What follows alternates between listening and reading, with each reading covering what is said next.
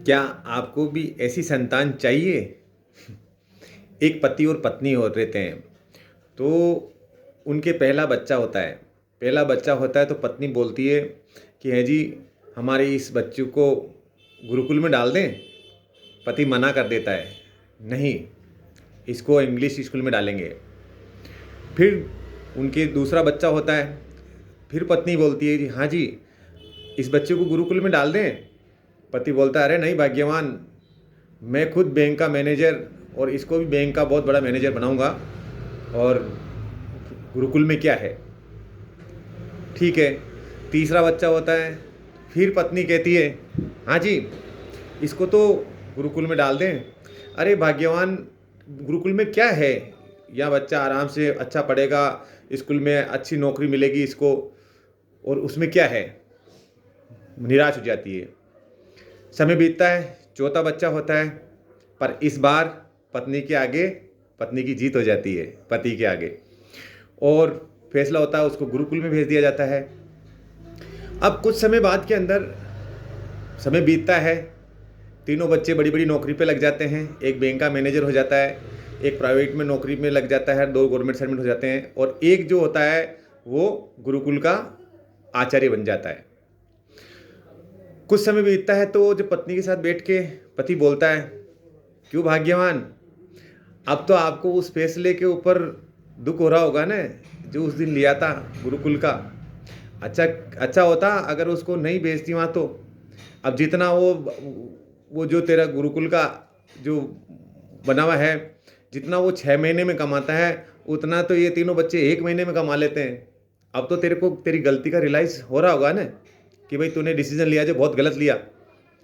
पत्नी बोलती है कि ऐसे तो अपन, हाँ जी, हम ऐसे तो कैसे बताएं, चलो अपन एक काम करते हैं, चारों बच्चों की परीक्षा ले लेते हैं।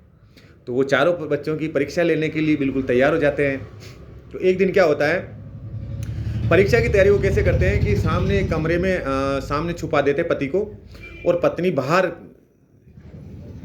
बीच के अंदर जाके अपने कपड़े फाड़ लेती है, थोड़ी लबूर लेती है, बाल फैला लेती है, और रोती है बैठ के बाहर। तो जैसे ही उसका बड़ा बेटा आता है, अरे मोम, ये क्या हुआ।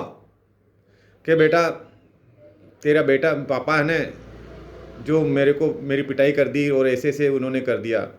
अरे ये पापा भी क्या है कि जैसे जैसे उम्र बीतती जा रही है ना, जैसे जैसे इनके पता नहीं क्या होता जा रहा है। खैर चलो कोई बात नहीं, मैं अंदर जा सो रहा हूँ, मैं रेस्ट कर रहा हूँ, जैसे ही पापा आए मेरे को जगह देना। बेटा अंदर चल जाता है। दूसरा बेटा आता है, अरे मम्मी यहाँ कैसे बैठी है और ये क्या हाल बना रखा तूने।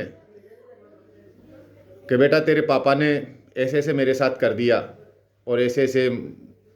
अरे ये पापा भी है ना, ये बुढ़े में सटिया गए, मेरी समझ में नहीं आ रहा, इनको इनकी इनकी बहुत बद्दी आ गई, मुझे लगता है इनकी बद्दी उतारनी पड़ेगी। ऐसा कह के, अच्छा सुन माँ, मैं देख थोड़ा सा कहने सुबह जल्दी उठा, तो मैं थोड़ा मेरे को सोने में लग रहा है, तो मैं मेरे को खाना खा के मैं थोड़ा सोऊंगा, और वो आवे पापा तो मुझे सुबह में बात कर लूँगा। ऐसा कह के दूसरा बेटा चला जाता है। तीसरा बेटा आता है, मम्मी यहाँ कैसे बैठी है, ये क्या हो रखा है। कि बेटे तेरे पापा ने मेरे साथ ऐसे ऐसे कर दिया, और वो बाहर चले गए। अरे ये भी क्या है मम्मी, ये रोज़ रोज़ के पापा की आजकल एक बुढ़ापे में ना ये रोज़ रोज़ के ना नाटक बढ़ गए। अब मुझे लगता है ये अपने बेटों के हाथों से कुछ न कुछ खाएंगे ये। ऐसा कहते ही बाप अंदर बैठ देखता रहता है। बाप की जैसे अंदर से जैसे ज़मीन हिल गई हो, पीछे से दीवार का सहारा लेके, और निराश सा लटक जाता है। बेटा बोलता है माँ के, अच्छा माँ तू देख, मुझे सुबह उठाना मत, सुबह मैं जल्दी उठूँगा, मैं जा रहा हूँ, और मैं क्या क्या कल शाम को आके फिर बात करूँगा पिताजी से, और उनको बताऊँगा मैं। लगता है अब वो बस अब नंबर आ गया उनका। बच्चा चला जाता है। चौथा बेटा आता है, रघुकुल वाला, गुरुकुल वाला। ओम ओम ओम ओम करते करते माँ को देखते, अरे माँ माँ ये क्या हो गया माँ, भग के उसके पास माँ के पास जाता है, माँ ये क्या हो गया माँ, ये क्या हो गया। बोले बेटा तेरे पापा ने मेरे साथ ऐसा ऐसा कर दिया। और पापा को कुछ अपशब्द बोलने लगती है माँ, अपशब्द बोलती है तो, अरे माँ तू ऐसे मत बोल पापा के लिए, माँ पापा के लिए ऐसे मत बोल, पापा ऐसे नहीं कर सकते माँ, जरूर पापा के साथ आज कुछ न कुछ प्रॉब्लम हुई होगी माँ, पापा को किसी न किसी बहुत बड़ी टेंशन हो गई होगी माँ, इसलिए तेरे को कुछ बोल दिया होगा माँ, तू ऐसे नहीं, पापा तो तेरे प्राण के प्यारे हैं माँ, तेरे प्राण से भी ज़्यादा प्यारे हैं माँ, तू ऐसे मत बोल। फिर वो अपशब्द बोलती है, अरे नहीं माँ, फिर उसके आंसू पोंछता है, माँ को बोलता है, माँ 6 महीने पहले तूने मुझे फ़ोन करके बोला था ना जब तू बीमार हुई थी कि बेटा तेरा पापा मेरे बहुत ख्याल रखते हैं, मेरी बहुत ध्यान रखते हैं, बहुत केयर करते हैं, रात रात भर जाग जाग के ये मेरी देखभाल करते हैं। तो फिर माँ तू ऐसे क्यों बोल रही है, पापा जरूर बहुत बड़ी परेशानी में हुए होंगे माँ, पापा की बहुत बड़ी समस्या हुई होगी, आप माँ तो आपको नहीं तो पापा ऐसे बोल सकते क्या, नहीं बोल सकते माँ। अब सोच अगर तुझे पापा ने ऐसे बोला हो तो उनकी कितनी तकलीफ हो रही होगी पापा को, माँ पापा कहाँ है माँ, पापा कहाँ है, मैं देखता हूँ। और माँ तू शांत हो जा, देख तू शांत हो जा, पापा की जरूर कोई ना कोई समस्या हुई होगी तब तेरे को ऐसे बोल दिया होगा माँ, नहीं तो पापा ऐसा नहीं कर सकते। ऐसा करके करके क्योंकि फिर माँ उसको एक शब्द बोलती है और शब्द बोलते आधा शब्द रह जाता है और बेटे को गले लगा लेती है और माँ रोने लग जाती है। उधर से उसके पिताजी होते हैं, पिताजी के भी आंखों के अंदर आंसू होते हैं, पिताजी रोने लग जाते हैं। और आता है पिताजी और कि पापा पापा आप आ गए, पापा पापा आज क्या समस्या हो गई आपके पापा, आप ठीक तो पापा, ऐसे करके जैसे ही उसके यहाँ हाथ लगाते हैं पापा गले से उसको तुरंत अपनी बाहों में भर लेता है और पत्नी से बोलता है, पत्नी को भी गले लगा लेता है, तीनों करे भाग्यवान, मैंने इतने बड़े बड़े बहुत सारे पैसे लगा के इनको बड़ी बड़ी डिग्रियां दिलाई, आज वो डिग्रियां रद्दी की जैसी निकली है मेरे। अरे डिग्री से बड़ा तो ये बेटा है मेरा, काश मैं तेरी बात मान लेता और चारों बच्चों को मैं वहाँ भेज देता है, वहाँ गीता रामायण पढ़ा के बच्चों को कितने अच्छे संस्कार मिल जाते हैं। हम इंग्लिश स्कूलों में बच्चों को डाल देते हैं, सब कुछ कर लेते हैं, लेकिन वो धरती से जुड़े हुए नहीं रह पाते हैं। अरे धरती से जुड़ा हुआ तो ये बच्चा है जो देखो आज सब कुछ करने के बाद भी इसका जो आचार विचार, माता पिता की सेवा क्या होती है, कैसे परिवार में रिया जाता है, वो देख इस बेटे के अंदर। काश मैं तेरी बात मान लेता। मेरे प्यारे भाई बहनों, हम आपसे यही कहना चाहते हैं कि माँ बाप बूढ़े होते नहीं हैं, अंदर से जवान रहते हैं अगर उनकी औलाद, उनकी संतान अगर उनको सुखी रखे तो। क्यों? क्योंकि आपको पता है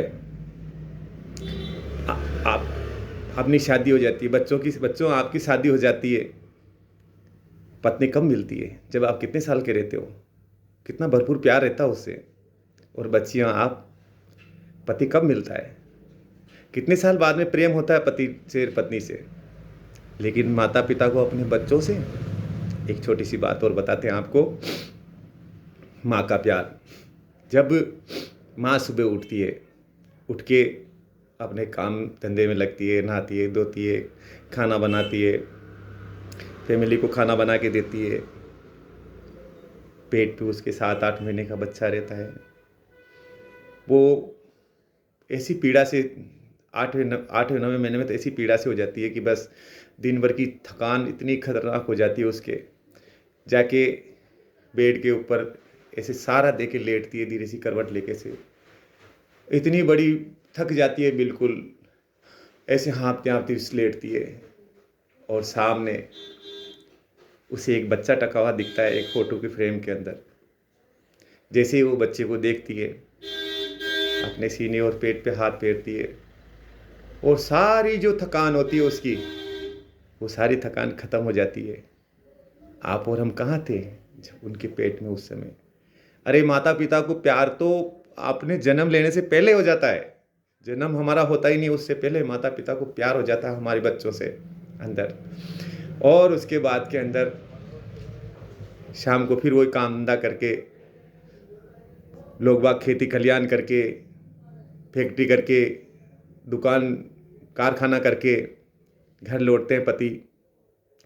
चलो शाम को खाना आना खाते हैं और जब कमरे में जाते हैं, कमरे में जाते ही जब उदासी देखते हैं उसकी, वो समझ जाते हैं। धीरे से जैसे वो लेटती है, अच्छा हाथ लगा के, अच्छा आज इसने परेशान किया तेरे को ना, चल मैं डांटता हूँ, तू रिलैक्स हो जा, मैं डांटता हूँ। और कान लगा के पेट के और सुनता है, अच्छा तो तू बदमाशी करने लग गया, देख मेरी पत्नी को तू परेशान मत किया कर। कौन बोलता है? बाप। बाप ज़्यादा लफ्ज़ों में नहीं बता पाता, लेकिन वो भी कम प्यार नहीं करता अपने बच्चों को, बहुत प्यार करता है। मेरे प्यारे भाई बहनों, थोड़ा सोचो समझो, हम छोटी छोटी बात में हमारे माता पिता का कितना दिल दुखा देते हैं, कितना हर्ट कर देते हैं उनको। मैं आपसे ये हाथ जोड़ के कहना चाहता हूँ, जहाँ पे भी आपके माता पिता है, आज ज़रूर उनको आप हो सके संभव तो आई लव यू बोलिए, आप उनके गले लगिए। आप सोच देखना, आज उनके चेहरे पे खुशहाली देखना। आप उनको मकान जमान जायदाद इनसे इतना मोह नहीं है, क्योंकि वो बता दिया, प्यार तो वो पहले ही आपसे करने लगे थे जब आप पैदा नहीं हुए थे।